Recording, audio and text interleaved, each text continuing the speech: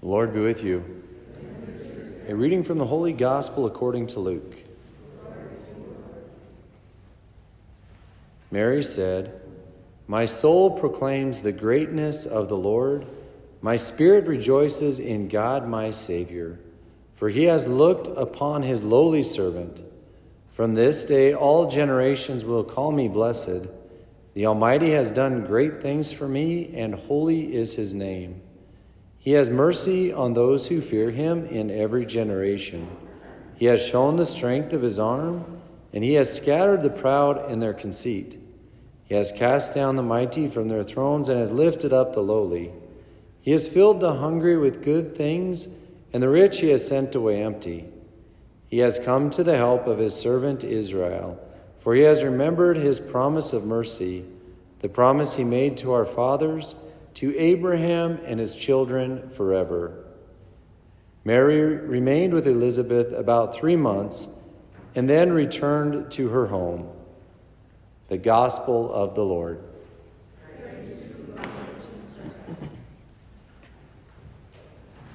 So I wasn't going to preach about my family again, but when I read today's readings, my cousin comes to mind. And my cousin has a kind of a really, I think, very successful ministry to some troubled youth on a little ranch setup he has going.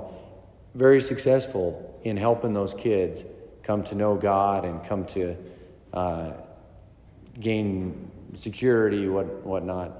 And but every time I talk to him, he always says, "Oh man, God was able to do this, and God did this, and God did that." I'm like, "Dude, you did a lot, you know." And but he's right. It is all God's doing in the end, and I hear that in today's characters today. Our Blessed Mother, especially, just time and time again in this gospel, it's called the Magnificat. She says, "He has shown mercy. He has shown the strength of his arm. He has cast down. He has filled the hungry. God has done this."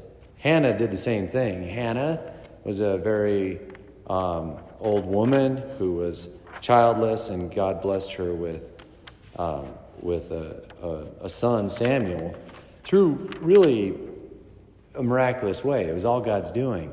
So I think where does lie our cooperation with all that, right? Because it is important. Like my cousin's got to do a lot of work to bring about the success, but it's always God who does it. So our cooperation with God's grace is kind of like disposing the whole situation for God's grace to come in, right? So I don't know.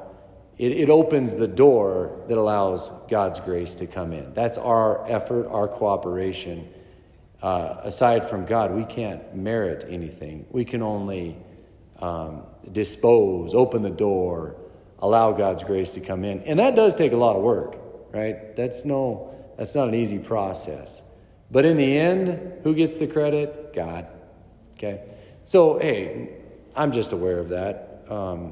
And I think our church and the gospel and readings today want to kind of instill that it is God, right? It is him who does all the heavy lifting. God became man. Like that bridge we could not have, that gap we could not have bridged on our own. He did it all. He came and saved us. That's what this upcoming Christmas season is all about. The reality that God came to save us. We couldn't do anything on our own. But now we can help bring about that process through our cooperation in his grace, through our opening the door, our disposing of the situation to allow his grace to even have a greater effect in whatever venue in life he has us in. So may we, first of all, give God the credit, but then may we also cooperate with his grace and open the door and allow it to change lives and bear fruit in the world.